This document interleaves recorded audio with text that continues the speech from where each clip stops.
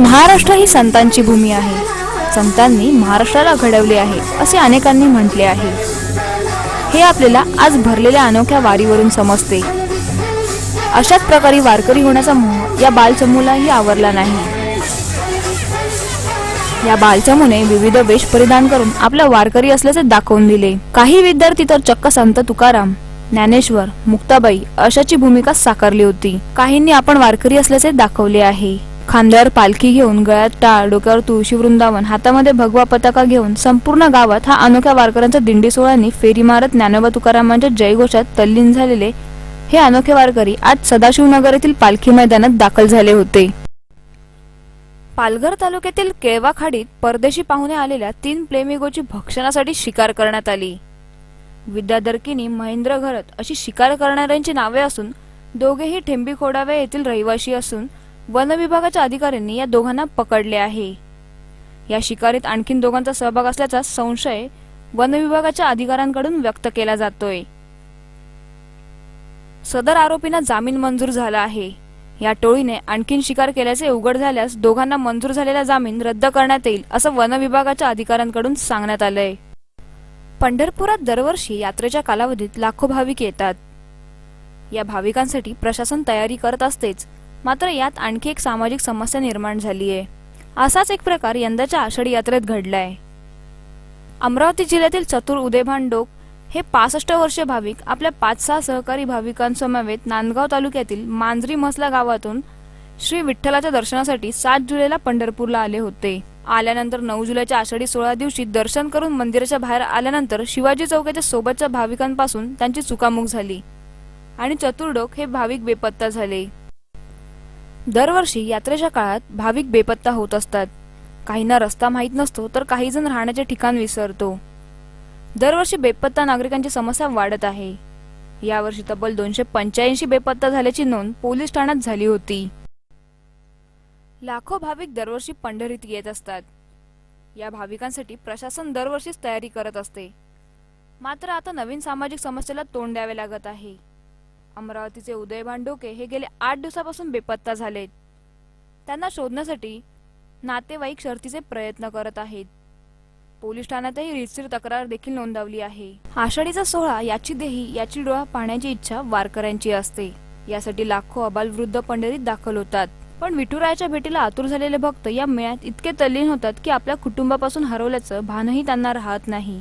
आपल्या परिवारापासून गर्दीत हरवलेल्या एका वारकऱ्यांची अशीच बातमी आपण पाहूया. आमचे काका अमरावती ते पंढरपूरच्या गाडीत बसले आणि इथे दुपारी पोहोचल्यानंतर ते बारीत लागले आंघोळ करून आणि त्यांना दर्शनाला 36 घंटे लागले. 36 घंटे लागल्यावर तिथं दर्शन झालं. दर्शन झाल्यानंतर ते शिवाजी महाराजच्या पुतळ्यापाशी आले तर आणि मी लघवी करायला जातो म्हणून सांगितले संघच्या लोकांना आणि तिथून ते चुकाभूल झाली आणि तिथून ते हरवल्या गेले आहे. अशा महाराष्ट्रातील सर्व नागरिकांना नम्र विनंती करतो की त्या नागरिकांनी जागरूकपणे या आमच्या काकांचा पत्ता मिळाल्यास त्यांनी आम्हाला या संपर्कावर आम्ही नंबर दिलेला आहे यावर संपर्क करावा. जे कोणी आम्हाला कळवतील त्यांना आम्ही योग्य बक्षीस देऊ. आनंद देणाऱ्यास खर्चासह मजुरीसह बक्षीस देऊ. तरी मी नम्र विनंती करतो की आपण माणूस या नात्यानं माणसासारखं जगावं या नात्यानं आणि या भाविकांना घरापर्यंत पोचवावं या नात्यानं आपण थोडंसं जागरूकपणे या म्हाताऱ्यांना भेटल्यास आम्हाला कळवावं. आणि प्रशासनाला सुद्धा विनंती करतो की या पंढरपूरच्या वारीमध्ये या आषाढी एकादशी, कार्तिक एकादशीमध्ये असेच भाविक बेपत्ता होतात तेव्हा ज्या काही सामाजिक संघटना काम करणार आहेत त्यांनी सुद्धा मदत केंद्र जास्तीत जास्त उभारावी. आम्ही सुद्धा आमच्या जिल्ह्यामधून काही मदत करायचं काम करता येईल याचा सुद्धा बघून विचार करून आमच्या संघटनेतर्फे सुद्धा विचार करून पुढील वर्षीपासून सेवा देण्याचा प्रयत्न करू. वारीमध्ये एकंदरीत आपल्याकडं 286 लोकांनी तक्रार केल्या होत्या, त्यांचे नातेवाईक वगैरे हरवले वगैरे. पण त्याच्यापैकी 282 लोकांचे ते ताबडतोब मिळालेले आहे. अनेकांचं मिसिंगच्या बाबतीत असं होतं, हात सुटून गेला, भेटला नाही, घेऊन सांगतो मिसिंग गेला, नंतर 2 तासांनी परत तो त्याच्या मठात किंवा इतर ठिकाणी भेटलेला आहे. अनेक गावाकडे जाऊन नंतर फोन येतात. तर अनेकांचे नातेवाईक भेटलेले जवळपास आणि बाकी जे आमच्याकडं 4 नाही आहेत भेटलेले त्या लोकांचा आमचा शोध चालू आहे. आणि बाकी जे काय अजून मिसिंग वगैरे आमच्याकडे दिले नाही किंवा जे परस्पर गावाकडले भेटलेले नाही अशा लोकांचे कोणाचे फोन वगैरे आले तर आम्ही त्याप्रमाणे कारवाई करायची तजवीज ठेवलेली आहे. राज्यातील धनगर समाजास अनुसूचित जमातीमध्ये घेऊन अनुसूचित जमातीचे आरक्षण द्यावे या मागणीसाठी धनगर समाजाच्या वतीने आजपासून पंढरपूर ते बारामती आरक्षण मोर्चा काढण्यात आला. श्री विठ्ठलाचे दर्शन घेऊन निघालेल्या या मोर्चाचे नेतृत्व धनगर समाजाचे नेते आमदार प्रकाश अण्णा शेंडगे यांनी केले. या प्रसंगी बोलताना आमदार शेंडगे म्हणाले, आजपर्यंत आम्ही विधिमंडळ मंत्रालयावर अनेक मोर्चे काढले पण आरक्षण मिळाले नाही. आता आम्हाला कळून चुकले आहे की या आरक्षणाची चावी ही बारामतीमध्ये आहे. त्यामुळे आम्ही पंढरीच्या श्री विठ्ठलाला साकडे घालून पंढरपूर ते बारामती असा राज्यस्तरीय मोर्चा काढला असून आम्ही आता आरक्षण मागत नसून आम्हाला सरकारने थेट अनुसूचित जमातीचे दाखले द्यावे अशी आमची मागणी असल्याचे ते म्हणाले आहे. जर आम्हाला विधानसभा आचारसंहितेच्या अगोदर जातीचे दाखले नाही मिळाले तर आम्ही हे काँग्रेस आणि राष्ट्रवादी काँग्रेसचे सरकार राज्यातून उलटून टाकू असा इशारा त्यांनी राज्य सरकारला दिला आहे. पंढरपूरहून पायी निघालेला हा मोर्चा 21 जुलै रोजी बारामती येथे पोहोचणार आहे. या मोर्चामध्ये धनगर समाजाचे अनेक राज्यस्तरीय पदाधिकारी सामील झाले आहेत. त्यांच्या या मागणीला अनेक सामाजिक संघटनांनीही जाहीर पाठिंबा दिला आहे. आज जी संघर्ष यात्रा जी पंढरपूर पासून जे बारामतीला काढत आहोत, पंढरपूरच्या विठ्ठलाचा आशीर्वाद घेऊन आज बारामतीकडे धनगर समाजाचे युवक मंडळी आज लाखोच्या संख्येनं आज मार्च करणार आहेत. बारामतीलाच का असा आपला प्रश्न आहे तर बारामतीमध्ये आतापर्यंत जितकी आरक्षणं या महाराष्ट्रामध्ये दिली गेली समाजांना त्या सगळ्या आरक्षणाची चावी जी आहे ती चावी या बारामतीमध्ये आहे. या खजान्याची चावी बारामतीमध्ये आहे. यापूर्वी आम्ही अनेक मोर्चे आम्ही मंत्रालयावर काढले, विधानसभेवरती काढले पण आम्हाला न्याय मिळाला नाही. पण आता आम्हाला नक्की कळून चुकलेलं आहे की कुठं मोर्चा काढायला पाहिजे, याची खरी गोम कुठे आहे, कुठं याची चावी आहे. ती चावी बारामतीत आहे.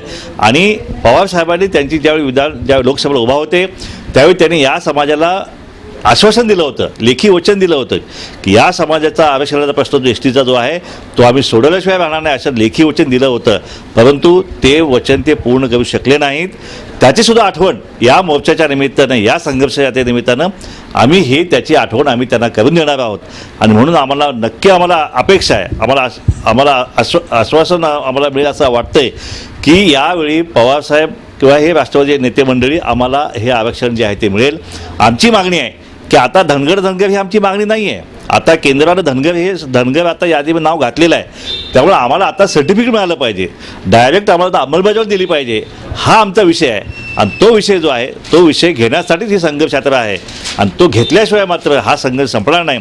जर या विधानसभेच्या आचारसंहितेच्या आधी हा निर्णय या शासनानं घेतला नाही तर मात्र येत्या विधानसभेमध्ये महाराष्ट्रातील तमाम धनगर समाज जो आहे तो या आघाडी शासनाच्या म्हणजे राष्ट्रवादी काँग्रेसच्या सरकारला धडा शिकवल्याशिवाय राहणार नाही, त्याला घरी बसवल्याशिवाय राहणार नाही. ठाण्यातील मुंब्रा भागात एका 8 वर्षीय मुलावरील 8 ते 10 श्वानांचा हल्ला झाला. त्याचबरोबर एका 22 वर्षीय युवतीवर तशाच प्रकारे झालेल्या हल्ल्याची घटना ताजी असतानाच ठाणे शहरात जवळपास 51,000 भटके श्वान असल्याची धक्कादायक माहिती ठाणे पालिका आयुक्तांनी दिली आहे. त्यामधील 44,000 श्वानाने निर्भीजीकरण प्रक्रिया पूर्ण झाली आहे. बाकीच्या 7,000 श्वानांची लवकरच निर्भीजीकरण करण्यात येईल असे आश्वासन पालिका आयुक्तांनी दिले आहे. परंतु हा आकडा ऐकून ठाणेकरांची मात्र झोपच उडाली आहे. त्यातच सध्या स्थितीमध्ये ठाण्यांची लोकसंख्या पाहिल्यास 33 ठाणेकरांमागे एक भटका कुत्रा अशी भयावह स्थिती निर्माण झाली आहे. या भटक्या श्वानामुळे ठाणेकरांच्या मनात भयानक भीती निर्माण झाली असून लवकर या समस्यांवर पालिकाकडून तोडगा काढण्यात यावा अशी मागणी सर्वच ठाणेकर करत आहे. दरम्यान देशामध्ये प्रत्येक वर्षाला 34 ते 35,000 लोकांचा श्वानदंशामुळे रेबीजहून मृत्यू झाला आहे. त्यामध्ये लहान मुलांचे प्रमाण लक्षणीय आहे. तर गेल्या वर्षभरामध्ये ठाणे जिल्ह्यामध्ये श्वानदंशाचे 11,000 प्रकार घडले असून त्यापैकी 2,668 जणांना ठाण्यात, 1,433 जणांना डहाणू तर 1,299 पालघरमध्ये कुत्र्यांनी चावा घेतला आहे अशी माहिती भटक्या कुत्र्यांच्या निर्भीजीकरणावर काम करणारे सामाजिक संस्थांनी दिली आहे. I will tell you what record says. रेकॉर्डमध्ये असं आहे की जवळपास 41,000 अँड ऑड सम फिगर्स इतके कुत्र्यांच्या म्हणजे मागच्या 10-12 वर्षामध्ये आपण ते हे केलेलं आहे, म्हणजे ऑपरेशन्स केलेले आहेत. फक्त यापैकी कोणी ऑपरेशन अनसक्सेसफुल झाला का किंवा कोणी ऑपरेशन न करता फक्त रेकॉर्डवर दाखवला आणखी पैसे उचलले अशी जो काही आहे if some proof is given some की यांनी इतकेच केले पण इतकेचे पैसे उचलले असा काही प्रूफ समोर आला तर आपण त्याच्यावर इन्क्वायरी करू शकतो आणि ॲक्शन घेऊ शकतो. पण आतापर्यंत फ्रँकली माझ्यासमोर असं कोणतेही कंप्लेंट आलेली आहे, ॲलिगेशन्स आलेले आहेत, चर्चा झालेली आहे, पण कोणतं असं ज्याची मी इन्क्वायरी करू शकतो असा एखादा की आलेला नाही पुढे की मी माझ्या अधिकाऱ्यांना पाठवू शकतो किंवा मी स्वतः रेकॉर्ड बघू शकतो आणखी चेक करू शकतो की त्यांनी जर 10,000ची जर कोणी उचलले असेल पैसे ते 10,000 कुत्र्यांच्या ऑपरेशनचे तर 10,000 नाही केले असा कुठेतरी एखादा something which is inquirable I can inquire into. जर असा काही पुढे आला तर आपण ते बघू. फक्त आता सध्या जो एक थंब रूल आहे त्याप्रमाणे आपली पॉप्युलेशनप्रमाणे जवळपास 7-8 हजार आणि कुत्र्यांच्या असतील असा अंदाज आहे. त्याच्यावर बंधन घातलं पाहिजे, कारण लहान मुलं शाळेत जातात येतात त्यांना त्रास आहे, नागरिकांना त्रास आहे, वृद्ध लोकांना पण त्रास आहे. जे आम्ही जर तळ्यावर येतो इथं कुत्री पाठी लागतात, सकाळचं तर येतच नाही, आम्ही संध्याकाळचं सुद्धा येतो. तो बहुत बढ़ गए संख्या. वो तो अभी म्यूनसिपैलिटी बोलती है कि ये सिलाई करते हैं ना नसबंदी वगैरह, लेकिन लगता कुछ होता नहीं है. आज अंगारकी संकष्टी चतुर्थी असून भाविकांची आज दर्शनासाठी लांबच लांब रांग गणेश मंदिरातून दिसून येत आहे. अतिशय पुण्यप्रद मानली जाणारी ही चतुर्थी असून कृष्ण चतुर्थीला संकट चतुर्थी असे म्हणतात. महाराष्ट्रातील ठिकठिकाणी गणेश मंदिरांसमोर लांबच लांब रांगा पाहायला मिळतात. याचाच प्रत्यय मुंबईतल्या लोकप्रिय असे हिंदू भाविकांचे तीर्थस्थळ असलेल्या श्री सिद्धिविनायक मंदिरातून दिसून येत आहे. रात्री 1:30 वाजल्यापासून सिद्धिविनायकाच्या दर्शनासाठी भाविक येत असून अतिशय मोठ्या प्रमाणावर भाविकांची गर्दी दिसून येते. रात्री 1:30 वाजल्यापासून भाविकांची दर्शनासाठी गर्दी असून पहाटेची आरती कार्यक्रम मोठ्या उत्साहात मुंबईतील श्री सिद्धिविनायक मंदिरात पार पडला. त्याचप्रमाणे आज अंगारकी संकष्टीनिमित्त बोरिवलीतील वजिरी नाका येथील श्री गणेश मंदिरातही तेवढीच गर्दी पाहावयास मिळाली. पहाटेपासूनच भाविकांची गर्दी आपणास सर्व गणेश मंदिरात दिसून येणार आहे. हुंदाई गाड्या घेऊन बेंगलोरवरून दिल्लीकडे जाणारा एक कंटेनर चंद्रभागा पुलावर आडवा झाल्याने संपूर्ण वाहतूक बंद झाली. या विचित्र अपघातात 3 जण थोडक्यात बचावलेत. रात्रीच्या वेळी हा कंटेनर गाड्या घेऊन दिल्लीकडे जाणार होता. त्याच वेळेस कंटेनर समोर एक वाहन अचानक आडवे आल्याने चंद्रभागा नदीवर असलेल्या पुलाचा कठडा तोडून हा कंटेनर लटकत राहिला. हा अपघात रात्रीच्या वेळी झाल्यामुळे आणि कंटेनरमध्ये लोड असल्याने या पुलावरील संपूर्ण वाहतूक बंद करण्यात आली होती. हुंदाई गाड्या वाहून नेणारा हा कंटेनर रविवारी रात्री 8:30च्या सुमारास हा कंटेनर आडवा झाला. प्रसंगावधान राखून कंटेनरचा चालक संजीव यादव, क्लीनर रोहित यादव आणि मदतनीस निर्मल यादव हे तिघे कसेतरी धडपड करीत कंटेनरच्या बाहेर आल्याने त्यांचे प्राण वाचले. रात्री उशिरापर्यंत हा कंटेनर पुलावरून बाजूला काढण्यात यश आले नसल्याने या पुलाकडून हैदराबाद, अहमदनगर, सोलापूरकडे जाणारी सगळी वाहतूक बंद करून दुसऱ्या मार्गाने वळवण्यात आली होती. जून महिन्याचा 1 दिवस अपवाद वगळला तर संपूर्ण महिनाच कोरडा गेला. यामुळे शेतकऱ्यांनी केलेली पेरणी वाया गेली. बियाणे मातीतच सडून गेले. अनेक शेतकऱ्यांवर दुबार पेरणीची वेळ आली. जुलै महिन्याचा पहिला आठवडा लोटला तरी पावसाची चिन्ह नव्हती. त्यामुळे शेतकऱ्यांसह उद्योजक व सर्वसामान्य नागरिकही चिंताग्रस्त झाले होते. संपूर्ण जिल्ह्यात पाणी टंचाईच्या सावटात होते. दरम्यान सायंकाळी 6 वाजताच्या सुमारास जिल्ह्यात पावसाने दमदार हजेरी लावली. सर्वत्र पाऊस झाल्यामुळे जिल्ह्यातील जलसाठ्यातही वाढ झाली आहे. या पाण्याने बळीराजा तुर्तास सुकावला आहे. मात्र पुढे पाऊस पुन्हा दडी मारेल का याची चिंता आहे.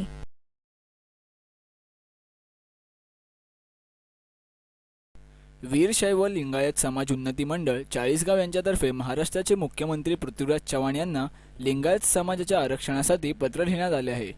लिंगायत समाज हा राज्यात अल्पसंख्याक असून आर्थिकदृष्ट्या मागासलेला आहे असे पत्राद्वारे मुख्यमंत्र्यांना कळवण्यात आले. राज्यातील लिंगायत समाजातील काही पोटजातींना आरक्षण असून काही पोटजाती आरक्षणापासून वंचित आहे. या सर्व बाबींचा विचार करावा या गोष्टीसाठी मुख्यमंत्र्यांना पत्र पाठवण्यात आले असून खालील मागण्या त्यांनी पत्राद्वारे कळवल्या आहेत. लिंगायत समाजातील पोटजातींना इतर लिंगायत समाजाप्रमाणे आरक्षण मिळावे. लिंगायत समाजाला धर्म तसेच अल्पसंख्याक दर्जा मिळवण्याकरता केंद्र शासनाकडे शिफारस करावी. महाराष्ट्रात अल्पसंख्याक दर्जा लिंगायत समाजास त्वरित देण्यात यावा. लिंगायत समाजातील स्मशानभूमीवरील अतिक्रमणे काढून घेण्यात यावी. VO3 ह्या मागण्या लिंगायत समाजाने मुख्यमंत्र्यांकडे केल्या असून लिंगायत समाजास न्याय देण्याची मागणी चाळीसगाव येथील सर्व वीरशैव लिंगायत समाज करीत आहेत. वीरशैव लिंगायत समाजाचे धरणे आंदोलन लिंगायत संघर्ष समितीतर्फे आयोजित करण्यात आले आहे. लिंगायत समाजाच्या प्रमुख मागण्या अशा आहेत की लिंगायत समाजाला अल्पसंख्याक दर्जा मिळावा.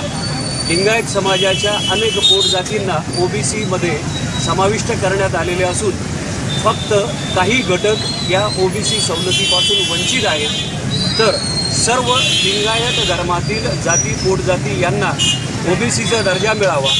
तसेच लिंगायत समाजाला प्रत्येक गावामध्ये स्वतंत्र स्मशानभूमी मिळावी, सुशोभीकरणासाठी व संरक्षणासाठी योग्य तो निधी उपलब्ध व्हावा. तसेच महाराष्ट्रामध्ये महात्मा बसवेश्वर यांच्या नावाने कवठे महांकाळ येथे मंगळवेढा येथे मोठं स्मारक उभं करण्यात यावं. तसेच लातूर येथील विमानतळास महात्मा बसवेश्वर महाराज विमानतळ हे नाव देण्यात यावे. या मागण्यांसाठी हे धरणे आंदोलन संपूर्ण महाराष्ट्रभर आयोजित करण्यात आलेले आहे.